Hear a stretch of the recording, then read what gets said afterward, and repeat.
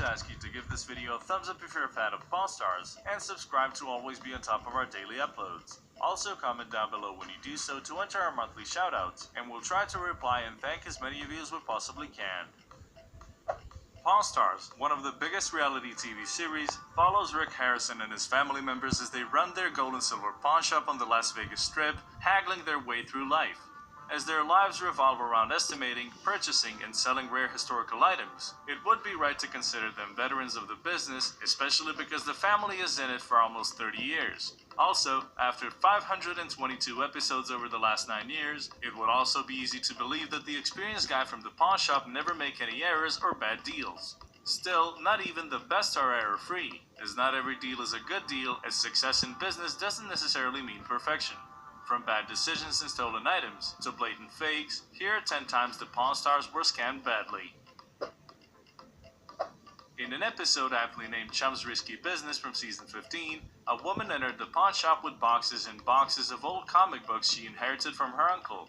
All the comic books she doesn't know anything about were handed down to her, and she was looking to sell them, certain there's something valuable in the pile.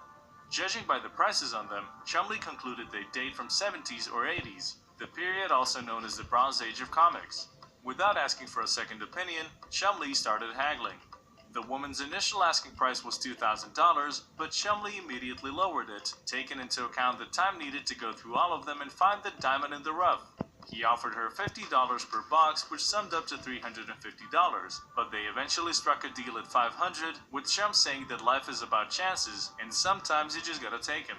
Unfortunately, when an expert checked the comics out, it turned out that this wasn't the right chance to take, as he said that the comics would sell for about $200 if the Pawn Stars were lucky. If you spend $500 on some comic books, I'll be lucky to get like $180 out of, and 7 boxes of recyclable paper. Back in season 8, a studio musician called Vic Flick came to the Pawn Stars to sell a 1961 Fender Stratocaster. The guitar fascinated Rick from the get-go, as he recalled his early childhood memories of watching legendary Jimi Hendrix playing the iconic guitar.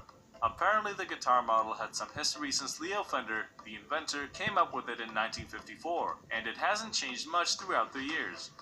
Rick decided to follow his hunch and bought the guitar for $55,000. However, as Vic Flick, the owner of the guitar, is not really a legendary musician, most of the songs that had been recorded with this guitar were not exactly huge hits, apart from the James Bond theme. Naturally, the guitar just started collecting dust in the pawn shop with a price tag of $90,000, so Rick eventually decided to sell it on an auction. Much to his despair, the guitar sold for merely $20,000, leaving him with a loss of $35,000. Despite making great efforts to abide by state and local laws, the gold and silver pawn shop staff has, unknown to them, occasionally taken in stolen property, like every other pawn shop. In season 7's episode called Shekel and Hyde, Rick bought a 2,000-year-old Tyrian shekel, a coin most historians believe was the mode of currency used in the infamous transaction of the 30 pieces of Judas, paid to Judas to betray Christ. It's a shekel of Tyre, like from the Bible? Yeah, we only buy American coins, man. A detective later came to the shop and informed them that the coin had been stolen, not by the seller who was featured in the episode, but by a previous owner of the coin. Nevertheless, the Harrisons were allowed to keep it as the original owner had been compensated by his insurance policy. But while they got lucky there, it turned out that Rick had paid way too much for the coin. Despite its rarity, a well-preserved shekel of Tyre would usually only be worth around $1,200, and, because it had been cleaned, this one had lost a lot of value, so most of the $1,600 that Rick had paid for the coin are probably lost forever.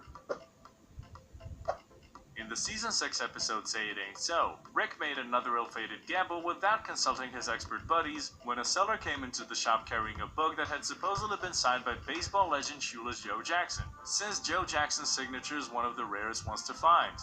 Throughout the appraisal, it seems that Rick followed his heart rather than his mind, as he couldn't have been more excited.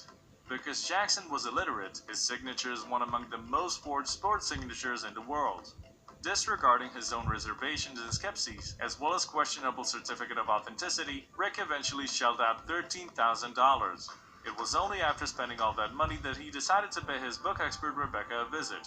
Rebecca informed him that the signature was most likely fake, so Rick went for a second opinion from an authenticator who backed Rebecca's claim, saying that the signature is not only a fake, but also a ridiculously bad one. Which means it's fake.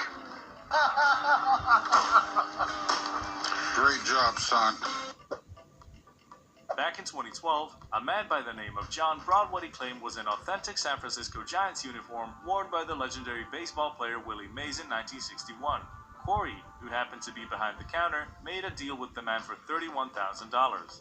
The uniform included all the key details, the woolen flannel materials, a Spalding label, and the stitching of Mays' name, as well as his uniform number and measurements. However, one thing about the uniform seemed off, and even Chumlee noticed it.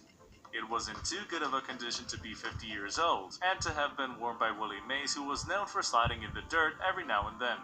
Even though the seller didn't provide a certificate of authenticity, Corey decided to go for it.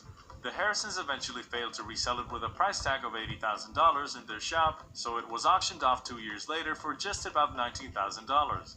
As it turned out, the uniform was not only an almost $12,000 loss and had never been worn by Mays during a Giants game, it had never even been his uniform in the first place.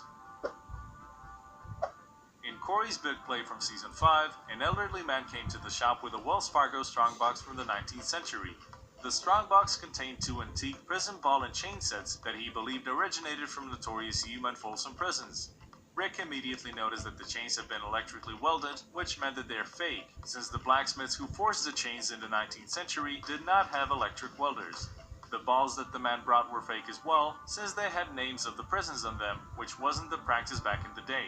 The owner immediately got pretty defensive, but despite this and his own obvious doubts about the item's authenticity, he decided to buy the box for $450, probably hoping to make at least some profit. His plans came to a halt with the arrival of expert Mark the Beard of Knowledge Hall Patton, who called the box a complete piece of fantasy, and told Rick that it was one of the most faked items out there. You would think that by the time Season 4 was filmed, the Harrisons would have learned that Chumlee should never, under any circumstances, be left alone and without supervision.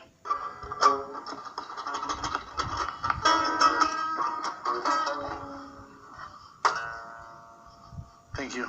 Even though more often than not he seems to be the scapegoat when something goes wrong at the shop, it is mostly well-deserved.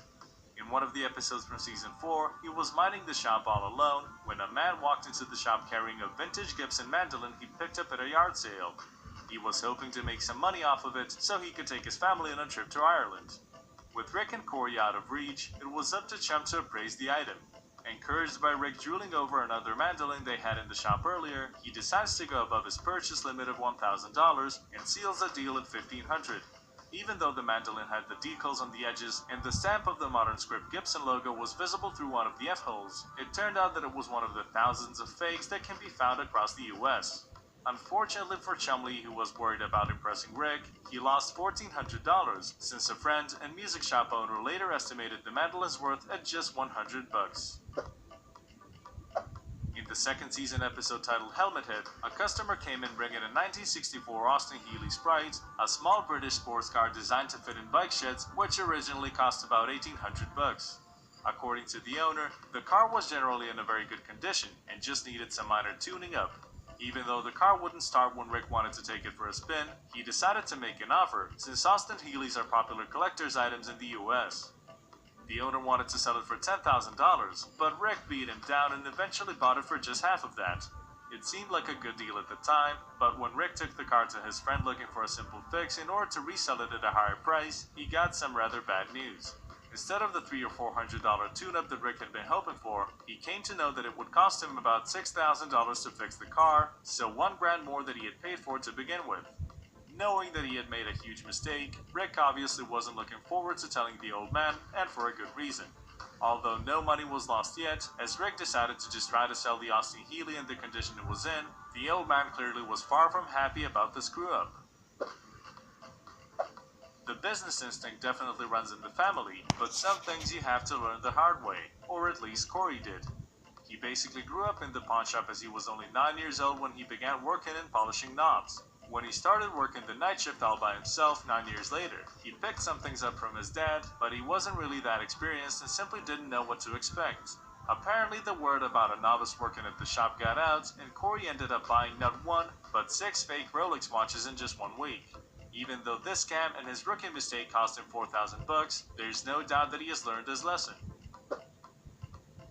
Some of the biggest scams that the older of the two pawnshop owners has suffered occurred back in the late 1970s and early 80s, when the so-called cubic zirconias, or CZs, first appeared in the markets. These clean-cut synthetic diamonds fooled innumerable pawnshops all across America, as they would appear to be 100% real when never tested at that time. The old man's shop suffered a loss of around $30,000 due to the fake diamonds, but he has learned his lesson. Nobody knew about them, and they tested as diamonds. Everybody in the industry bought a bunch of them, he said. Corey eventually did a DIY video about CZs and how to detect the fake diamonds, in which he said that the zirconias usually appear to be too perfect. As there are very few perfect diamonds out there, if you can find even the slightest hint of a scratch, they are most probably fake. Thank you very much for watching, and don't forget to leave a thumbs up if you're a fan of Pawn Stars, and subscribe to always stay on top of our daily uploads. Thank you again.